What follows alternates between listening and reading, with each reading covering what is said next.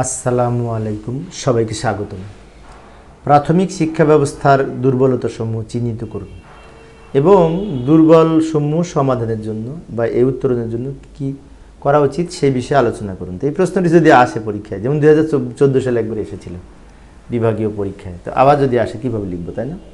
এই প্রশ্নটি অনেক সহজ, কিন্তু অনেক সহজ, বানিয়েই লেখা যায়। তো আমি মূলত পয়েন্ট আউট করে কিছু পয়েন্ট আলোচনা করব। প্রথমে ভূমিকা লিখতে পারে এইভাবে, আজকে শিশু হচ্ছে আগামী দিনের নাগরিক বা ভবিষ্যৎ। প্রাথমিক শিক্ষা ব্যবস্থার কিছু কিছু দুর্বলতার কারণে দেশে শিক্ষার মান কাঙ্ক্ষিত স্থানে পৌঁছাতে পারছে না। আরও লিখতে পারি, এখানে কয়েকটা লাইন আমরা যুক্ত করতে পারি। আমি মূলত এখানে সংক্ষেপে আলোচনা করব এবং আমি যেটুকু আলোচনা করব সেটুকু যদি মনে রাখি তাহলে কিন্তু আমরা টোটাল প্রশ্নটার উত্তর 10 মার্কসের জন্য লিখতে পারবো। তো এখন আমি পয়েন্টগুলি আলোচনা করব, পয়েন্টের ব্যাখ্যা হয়তো আমরা নিজেরাই পারবো। যেমন প্রথম পয়েন্টে আমরা লিখতে পারি দুর্বলতার কারণ হিসেবে বাজেটে শিক্ষা খাতে বরাদ্দ অপ্রতুল, মানে বরাদ্দ কম। আরও লিখতে পারি সমস্যা হিসেবে বেতন কাঠামো সমস্যা, মানে শিক্ষকদের অন্যান্য দেশের তুলনায় বাংলাদেশের শিক্ষকদের বেতন কম, এটা লিখতে পারি। শিক্ষক স্বল্পতা লিখতে পারি, বিভিন্ন জায়গায় শিক্ষক স্বল্পতা রয়েছে বিভিন্ন প্রতিষ্ঠানে, তবে বর্তমান সরকার কাজ করছে এই স্বল্প শিক্ষক এর ক্ষেত্রে সমস্যার সমাধানের জন্য। শিক্ষা স্তরে সমন্বয়ের অভাব, তাই না? এছাড়াও আমরা আরও লিখতে পারি সমন্বয়ের অভাব কোথায় কোথায়, যেমন এই যে উচ্চ শ্রেণীর সন্তানরা ইংরেজি স্কুলে পড়ে, তাহলে ইংরেজি স্কুলের সাথে আমাদের মাধ্যমিক, কিন্ডার গার্ডেন সহ আরও যে সমস্ত স্কুল রয়েছে, সমাজের দরিদ্র শ্রেণীর ছেলেমেয়েরা প্রাইমারিতে পড়ে, কেউ কিন্ডার গার্ডেনে পড়ে, কেউ আবার উচ্চ শ্রেণীরগুলি আবার ইংরেজিতে পড়ে।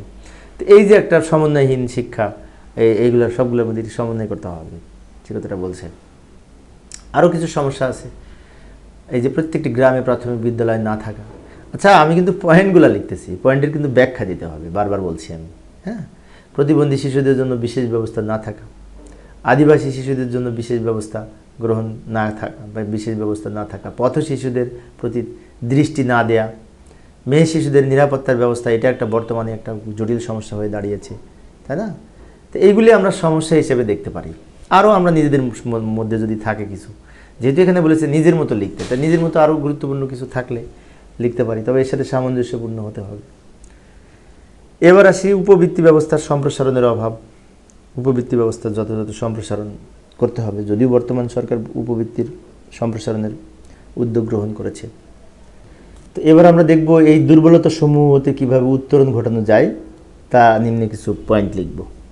প্রথমে আসি, বাজেটে শিক্ষা খাতে বরাদ্দ বৃদ্ধি করতে হবে, তাই না? আচ্ছা, কিছুক্ষণ আগে যে সমস্যাগুলি ছিল ওইগুলি এখানে সমাধান করতে হবে, ওই পয়েন্টগুলো দেখেই কিন্তু আমরা এখানে লিখতে পারি। তারপরেও আমি একটু বলতেছি, এগুলোর কিন্তু ব্যাখ্যা দিতে হবে। এবার শিক্ষক স্বল্পতার অবসান করতে হবে। প্রতিবন্ধী শিক্ষার্থীদের জন্য বিশেষ ব্যবস্থা গ্রহণ করতে হবে। আদিবাসী শিশুদের জন্য বিশেষ ব্যবস্থা গ্রহণ করতে হবে। মেয়ে শিশুদের নিরাপত্তা দিতে হবে, বর্তমানে মেয়ে শিশুদের নিরাপত্তাটা জটিল আকার ধারণ করেছে, খুব গুরুত্বপূর্ণ সহকারে এটি দেখতে হবে। এছাড়া উপবৃত্তি ব্যবস্থার সম্প্রসারণ করতে হবে, যদিও বর্তমান সরকার উপবৃত্তি সম্প্রসারণের বিষয়ে উদ্যোগ গ্রহণ করেছেন।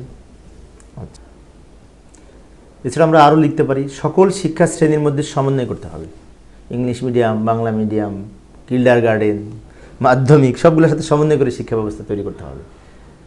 প্রাথমিক বিদ্যালয়ের সংখ্যা বৃদ্ধি করা, এটা একটা হতে পারে, তবে এগুলোর কিন্তু ব্যাখ্যা দিতে হবে, বারবার বলছি। আনন্দময় শিক্ষার পরিবেশ তৈরি করতে হবে, আনন্দময় শিক্ষা ব্যবস্থার পরিবেশ তৈরি করতে হবে, শিক্ষার্থীরা যাতে লেখাপড়া করতে আনন্দ পায়। ঝরে পড়া রোধ করতে হবে। পথ শিশুদের প্রতি বিশেষ দৃষ্টি দিতে হবে, তাদেরকেও মূল শ্রেণীতে আনতে হবে। জেন্ডার বৈষম্য দূর করতে হবে। এই সমাধানের মাধ্যমে প্রাথমিক শিক্ষাকে এই যুগোপযোগী এবং প্রাথমিক শিক্ষা ব্যবস্থায় উন্নয়ন করা যায় বলে আমি মনে করি। তো শেষে আবার কিছু উপসংহারে লিখতে হবে নিজেদের মতো করে। তো এখন হয়তো আমরা পারবো, মূলত পয়েন্টগুলো মনে রাখলে আমরা লিখতে পারি। তো এই ছিল আজকের আলোচনা। পরিশেষে সবাই ভালো থাকবে এবং সুস্থ থাকবে এই কামনায় খোদা হাফেজ।